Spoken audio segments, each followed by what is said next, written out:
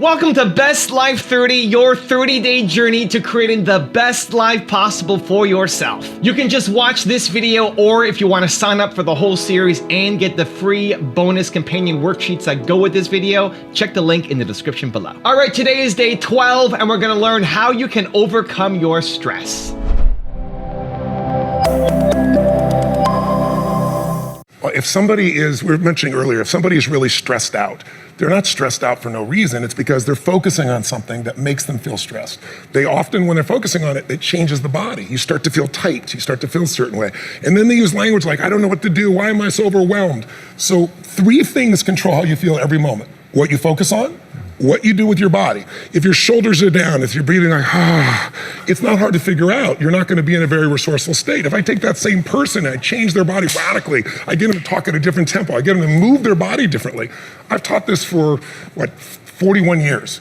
3 years ago at Harvard, they did a study on power postures where they showed that if you stand like this with your hands on your hips like Superman or Wonder Woman, or if you lean back like this like the guy is obnoxious at the office and do this, it literally changes your testosterone by 25% within 2 minutes. It reduces cortisol, which you know is the stress hormone, by 30%, and you're 33% more likely to take an action.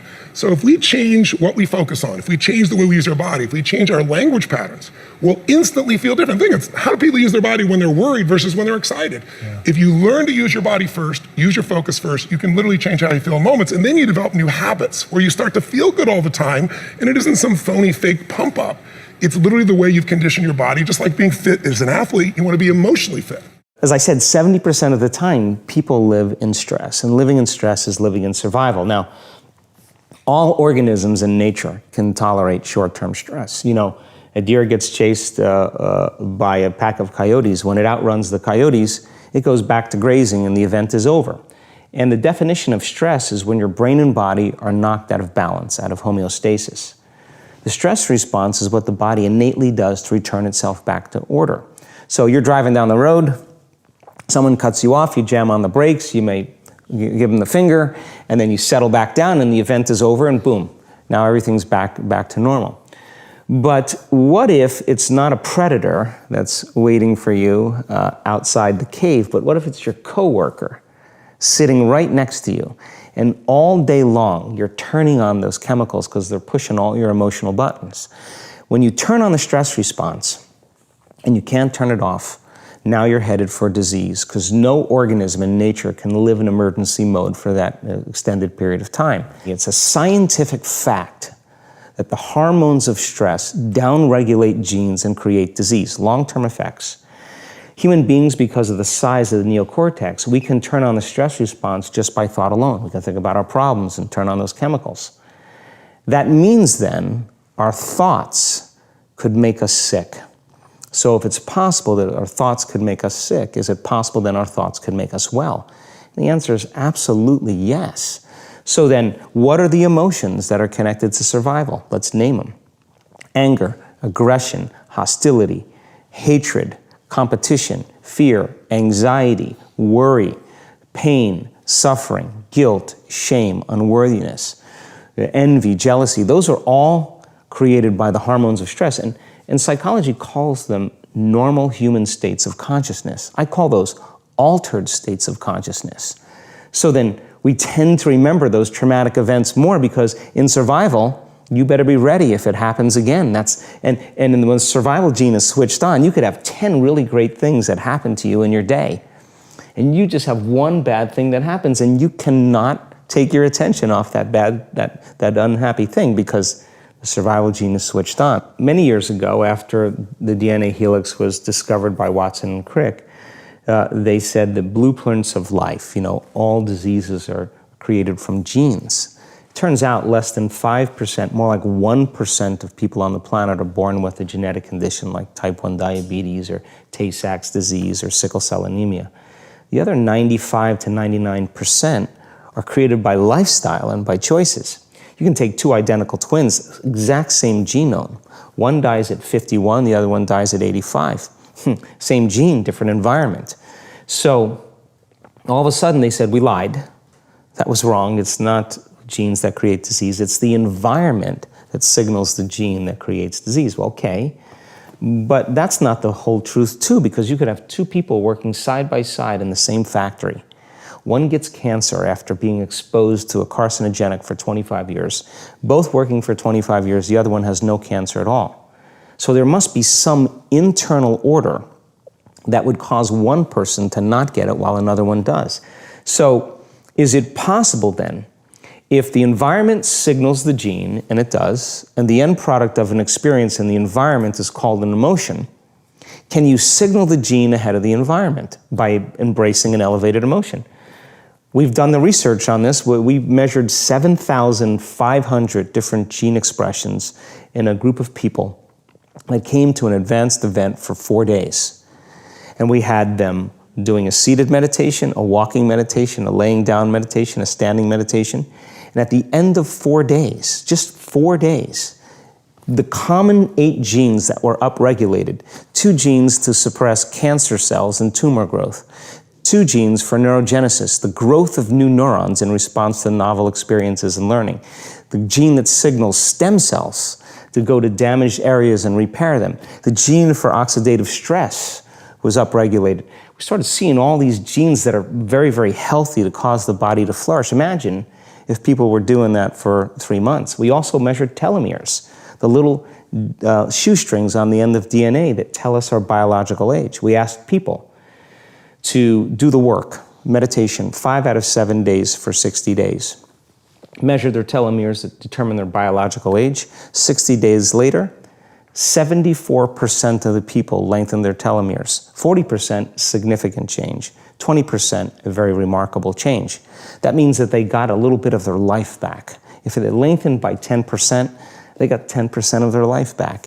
It turns out that one of the best stress relievers on the planet is something that most of us don't ever do, and that is seek out time with friends when we feel totally stressed out. When you're doing twice as much work as you normally do, or you're feeling twice as much stress as you normally feel, studies at Harvard show that what you need to see your friends twice as much.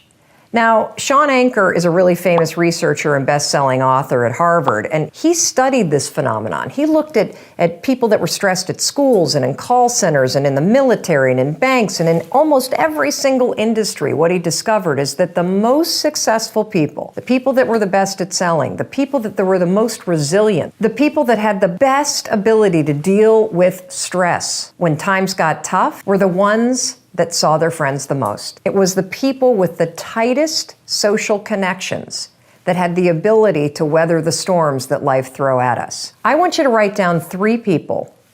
3 people that when you hang out with them, you feel energized. That when you have plans with them, you're excited about seeing them. When this video ends, reach out to them. That's right, pick up the phone, send them a text. I want you to invite them to do something. Go out to lunch, go for a walk in the woods, get a cup of coffee, go out to dinner. Even if you're not stressed out, I guarantee you at least one of the 3 people that you're going to reach out to needs you. If you have depression, if you have anxiety, if you have post-traumatic stress disorder, if you have any kind of mental health condition, it's nothing to be ashamed of and it's nothing to hide, and it's something to hit head on with. There's one thing that if you did every single day, no joke, it would make an extraordinary difference in whatever mental health issue you're struggling with, and that is exercise. And the reason why I say this is not based on my own personal experience. It's based on the fact that I think it's the American Psychiatric Association. This is coming from Dr. John Rady, a friend of mine who has written a ton of books about not only ADHD, but also the benefits of exercise and what it has on your brain. But he's also a professor at Harvard and a practicing clinician. And this is his area of expertise. And one of the things that they now mandate as a diagnosis for anybody with depression or anxiety, or any mental illness, frankly, is you've got to exercise every day. And the reason you've got to exercise every day is because what we know about human beings is that when you physically move, your physiology changes, and that changes your brain. Getting your heart rate up, getting outside, breathing, feeling connected, getting out of your house, which may make you feel depressed and trapped. Doing that every day, that physical push. You don't have to run. You don't have to go to an aerobics class. Get outside with your dog in the woods. Walk with a good friend for 2 or 3 miles. Doing that every single day not only moves your body, which changes your mind, it gets you out of your physical environment, which is one of the things that people with depression tend to have a hard time doing. And it also creates a bit of momentum and a bit of a routine in your life. You take on just that single thing. Get outside and exercise every single day as if your life depends upon it. Because you know what? It does. Your brain needs it. Your body needs it. Your mental health needs it. There's been thousands and hundreds of thousands and millions of warriors that have been in very stressful situations and faced evil and faced death much worse than the situation I'm in or you're in that we might consider stressful. And I even did this when I was overseas, when I was on deployment, when I was a combat leader. I was feeling stress. And you know what? We took casualties and it was awful and it was heartbreaking.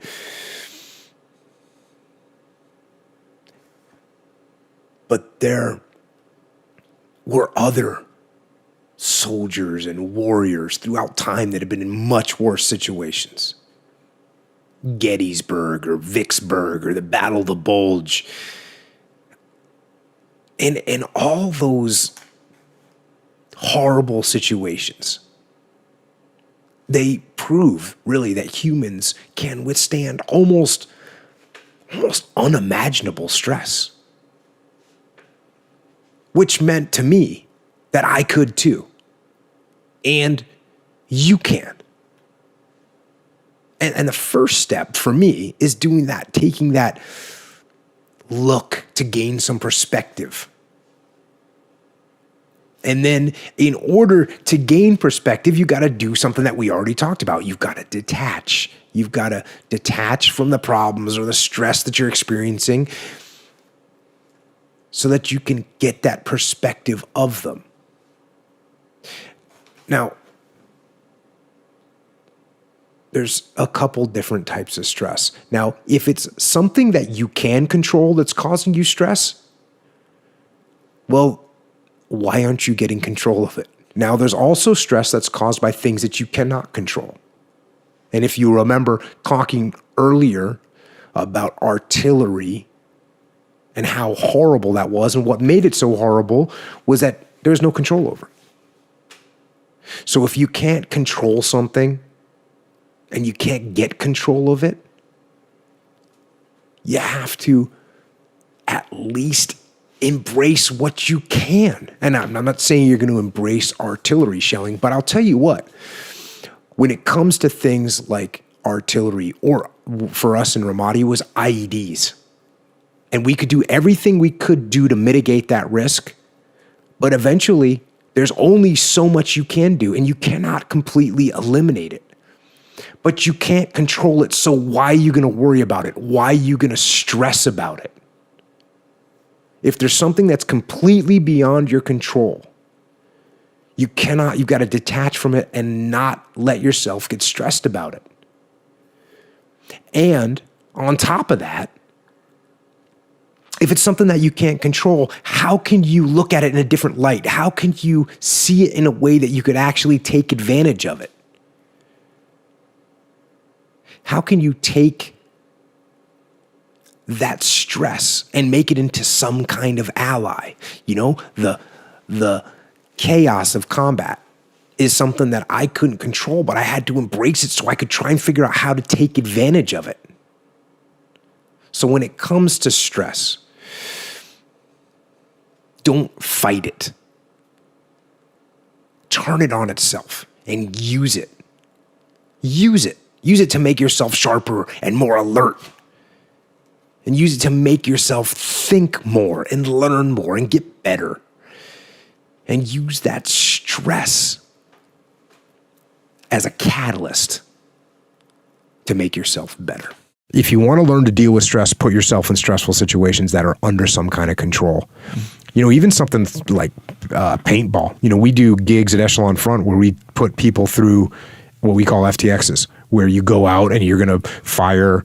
We usually use airsoft because it's a little bit more it's a little easier to work with. But actually what we started using now is we've got these high-end laser tag guns. And so that's what we use, and they are super effective. They're awesome. They're awesome training tools. Like if they would have existed when I was in the SEAL teams, I would have used them then because they're that good. So we use those and we put people in stressful situations. Go hit this target. There's bad guys. There's, people are going to get shot. There's people yelling. Put yourself in stressful situations and learn to detach. Put yourself in stressful situations with the purpose of learning to detach and stepping back mentally to figure out what's going on. I think the first thing we must all do at some point in our maturity is decide not to be a stress case. There has to be an intentional decision at some point in our lives where we say, look, I'm not going to be this stressed anymore. I'm allowing too much stress into my life. And please notice the words I'm using here. I'm allowing too much stress into my life. Most stress is not, quote unquote, real. No one hands you a plate of stress. It's not something you see and we can transact and exchange. It's something we make up in our mind. We make things stressful that may or may not be or have any cause to be stress-inducing. One thing that could stress you out might not be a stressful thing to anybody else. So that proves we're making it up. And since we're making it up, we should decide what we're gonna do in the future. Are we gonna always be stressful people or not? I know that sounds so silly, but I made that decision when I was young. I was 20 years old. And I said, look, I don't want to be a stressful person anymore. I used to stress about getting everything right and getting good grades. And I'd stress about, pleasing people and stress about, did I fit in? I'd stress about college. I'd stress about, and at some point I said, all this is made up. Matter of fact, most stress is coming from usually one of two things. First is a false time crunch that we perceive. We think we only have so much time, so everything becomes stressful. Oh my God, I gotta get this done. I gotta get this done. I got this done. And we're reacting our lives to really false deadlines. Someone asks you for something, you think you have to get it to them right away. You probably don't. It's probably not a real deadline. And unless you ask them, when is the real deadline on this? I mean, the point in which everything crumbles and falls apart. If you don't get it then, what would happen? What is the worst thing that would happen if you didn't get it that exact time? I'm crazy about this in my life. If someone says, well, Brendon, I need this by Thursday, I say, okay. If you need it by Thursday, is Thursday the day everything would explode and fall apart if you didn't get it? And they're like, no, Monday would be fine. And I just bought myself Thursday, Friday, Saturday, Sunday, and part of day Monday. I just bought 5 days by asking when the real deadline is. Because most people, they say they want something from you when they want it, not when they need it. So your job to help deal with just the time crunch that stress can feel like is asking, when is the real deadline? And all these things that you're stressed out about, do they really need to be handled right now, this immediate second? Would it be okay if you created a plan and you handled them over the next couple days, next couple weeks, next couple months?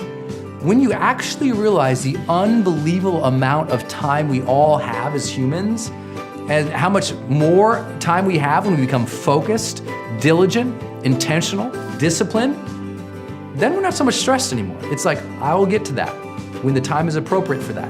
Before that, I've got other things. I created a method. The components are breathing, mindset, and cold exposure. Gradual, non-forced cold exposure. And that's to optimize the mind-body connection. Wim has figured out ways, namely through breath work and through exposure to cold, to take conscious control over aspects of his physiology that, for most people, they simply can't tune into and control.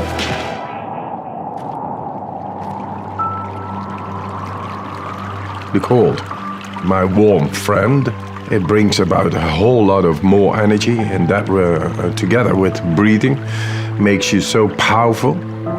But then you lose your wife and it all rumbles down. 4 children I had with my wife, and I was to be with her forever. She was the love of my life. She died. She suicided. It's a black hole within yourself. It breaks your heart and you don't know why, but the train of a daily life is going on, and you got to catch up, otherwise you lose it. So I had to be there for my children. And yes, we created a new nest. My children made me survive in that time, but nature healed my wounds. The cold gave me a direct understanding of deeper breathing and how to heal a broken heart. Then I went and did all kinds of remarkable challenges. Apparently, they found it very remarkable and great and spectacular. So I came in contact with television. One after the other, they challenged me more. Hey, go swim 50 meters under the ice. Go swim 100 meters under the ice. Climb Mount Everest in shorts. That led up that the scientists became curious. Hey, what this man is doing is not possible physiologically. The science of what Wim Hof method does is one of the primary interests of my lab now because it is so powerful and it's been shown to be powerful in the immune system. And we believe it will also hold some real potential for treatment of neurologic diseases. And this breathing technique brings you right into the deepest part of our physiology. Anybody can do it. So you become the alchemist of your own chemistry. Being an entrepreneur is about being a problem solver, right? What is selling? Selling is not convincing. Selling is helping. As tech entrepreneurs here, if you're going to a customer, whether it's a consumer or you're in B2B, either you're making your customer's life easier, either you're reducing your stress, or you're making it harder and you're increasing their stress. I mean, over the years, I think some of the things I've come to learn, particularly dealing with some of these Shark Tank companies, is one of the greatest skill sets that an entrepreneur, employee, salesperson can have is reducing stress. If you find that when you go to work, stress increases the minute you walk in the door, you've got a problem. If you have an employee and the minute they walk in the door, you have a problem and they have a problem. And what I've found is the best companies, the best employees that I have, the best investments that I have are the people who reduce stress, because those are the people we don't want to give up. They may not, they don't make the most noise, they don't always get the biggest paychecks, they don't always close the biggest deals, but when there's problems that need to be solved, they're already working on them before you're even aware of them. Those are the people that we love, and those are the things, reducing stress. If you set in your mind goals as an entrepreneur for your company, one, keeping your, selling and keeping your customers very happy. Two, staying ahead of the curve with your competitors. And three, reducing stress of everybody around you, all your stakeholders, you're going to be successful. Because if you think about all your personal experiences, would you rather do business with somebody who creates stress, or do you want to do business with the person who reduces stress? It's an easy answer, but you'd be amazed at how many people don't follow through in that. When I was growing up, I had met my guru when I was about 21, and I was going to join his monastic order, which was in Hawaii. I was at that time living in Western Australia and studying in university. And I remember in my last year of engineering, I was feeling extremely stressed. I had a thesis which I'd been working on for a year and a half that I needed to complete. In the next month, I had about 7 or 8 examinations that I had to pass in order to graduate as an engineer. I was the president of the youth group of our temple over there, the local temple over there, and we were organizing a lot of different events. And I was also dancing as part of a dance company that I was involved in, and they were also putting up a big show, so we were rehearsing almost every night. And I remember emailing my guru saying, Gurudev, I'm really stressed. I have all these things going on, and I'm stressed. He emailed me back, and I don't remember the exact words that he used, but he emailed me back and said, the reason you're stressed is because you don't keep your awareness on one thing at a time. And I'll be absolutely honest with you, ever since that day, I've never felt stressed anymore. And I know it's a very bold proclamation to make, but it's true. Because I clearly understood what he said to me at that point. Whenever I was dancing, I was thinking about my thesis. And when I was working on my thesis, I was thinking about the exams I had to do. When I was working on my exams, when I was studying for my exams, I was thinking about the youth group. And wherever I was thinking about something else. Anxiety comes because we allow awareness to drift away from the present moment and go into the future or into the past in an uncontrolled way. So the past and the future are not bad things as long as we indulge in them or we enter them with the aim to learn from them. But if we just allow awareness to travel into the past and into the future all the time, it creates anxiety. And we do that because we're afraid. Anxiety comes out of a sense of fear where we allow awareness to go into the future. We create a situation that hasn't happened. We bring it back into the present and start living it as it has already happened. You keep repeating the process over and over and over again. You build anxiety. I'm going to get sick. I'm going to get sick. You think in the future, what if I get sick? Then what happens? Oh my God, I'm going to get sick. And then you bring back the present and you start living that. 5 minutes later, you let your awareness go into the future and you think to yourself, I'm not going to get better, I'm going to get sick. And then you bring awareness back into the present again and you start worrying about it. You keep repeating this process over and over again and you build anxiety. So the way to overcome stress and anxiety is to really control where your awareness goes. Every time your awareness goes into the future or into the past in an uncontrolled way, bring it back to the present again. And just do this exercise. Be mindful of this throughout the entire day.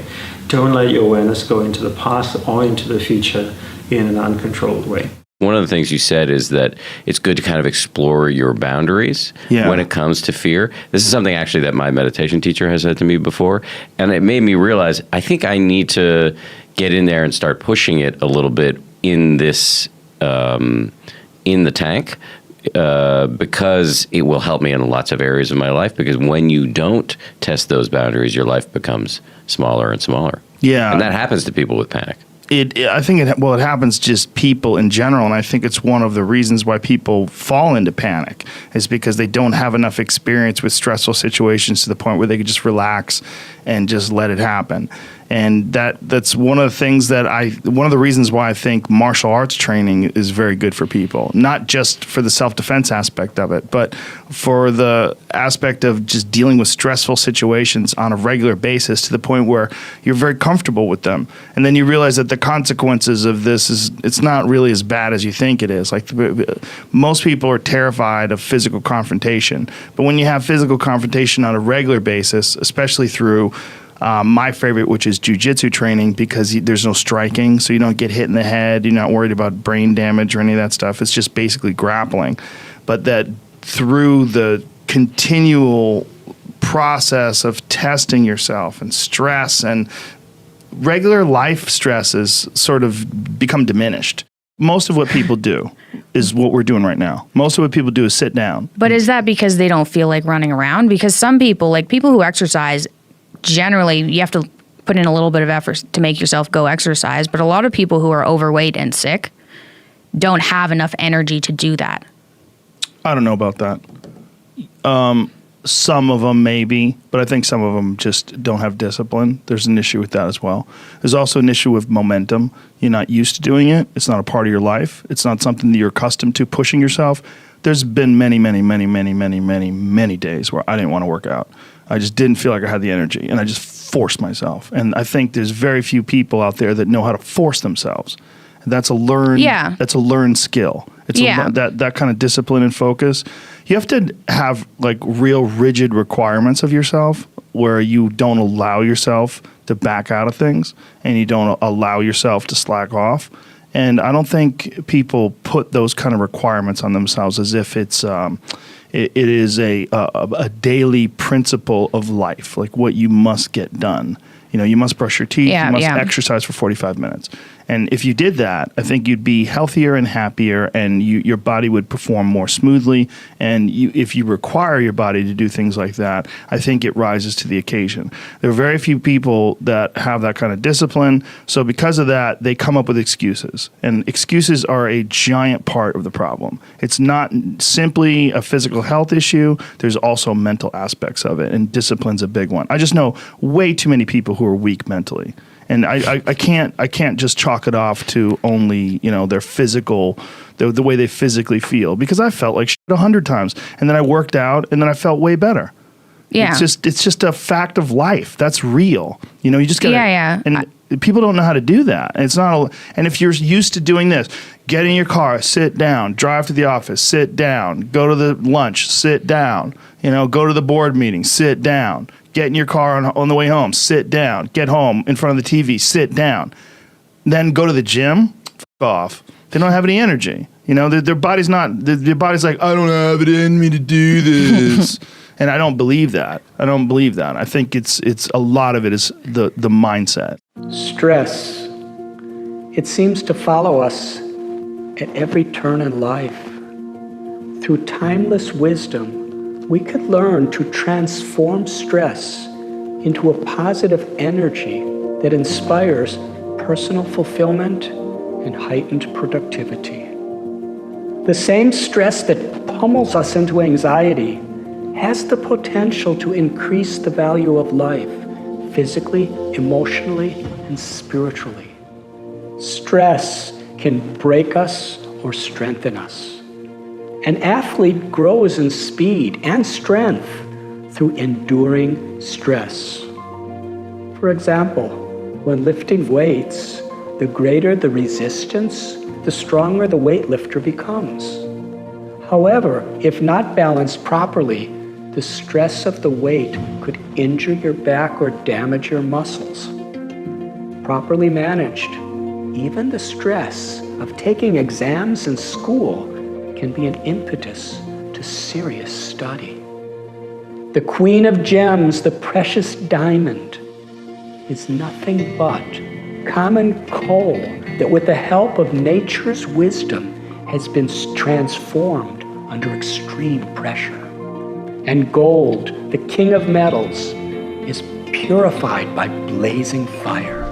Now I've got a special bonus clip that I think you're gonna enjoy, but before that, it's time for the best Life 30 questions of the day. It's not enough to just watch this video, you have to do something. So pull out your worksheets and answer these questions, and if you don't have the worksheets, you can get them for free. Check the link in the description below. All right, here we go. Question number 1. How can you allow less stress into your life? Number 2, how will you better deal with the stress you allow in? And number 3, who can you share with when you feel stressed and overwhelmed? And if you are doing the Best Life 30 challenge with me, give me a hashtag BestLife30 in the comments below so I can celebrate with you. This is why it's so important that you love what you do. Success is painful. It's a lot of work, a lot of stress, a lot of failure, a lot of rejection. But the thing that gets you through it is you love what you do. You love the process. You love the work. You love the growth. If you don't love the work you do, you will give up because it will just become too painful to keep going. So at the Whole Foods this morning, when I went to go get my bulletproof coffee, I ran into a friend of mine, an entrepreneur friend of mine who I told about my tour in December before I left. And she was super excited and I hadn't connected with her since I got back. I went on this 3-month, 90-day, 23-city tour across the US, and it was amazing happenstance to meet her at the Whole Foods this morning. And she said, how's the tour? What was the best part of it? And I said, breaking my neck. 2/3 of the way through, I broke my neck. I broke my neck in 2 spots. I compressed my spine. I had a concussion, had to get staples in my head, all of it. She said, breaking your neck, that's the best part of your tour? Well, that's a really positive outlook. It's not just a positive outlook. It's the best. It actually was the best part. Because it really got the test. Why? This sounds crazy, but this is it. This is the process. This is the mindset shift I want you guys to make. That you do difficult things. You love difficult things. You don't want it to be easy. Easy means you're inside your comfort zone. Easy means you're not pushing up against any barriers. You don't want to be easy. Stop getting these easy, small, tiny wins that you can snack on. You do difficult things. You love taking on amazing, huge things. That's who you are. That's what you do. And this was a chance for me to grow and help cement that for myself.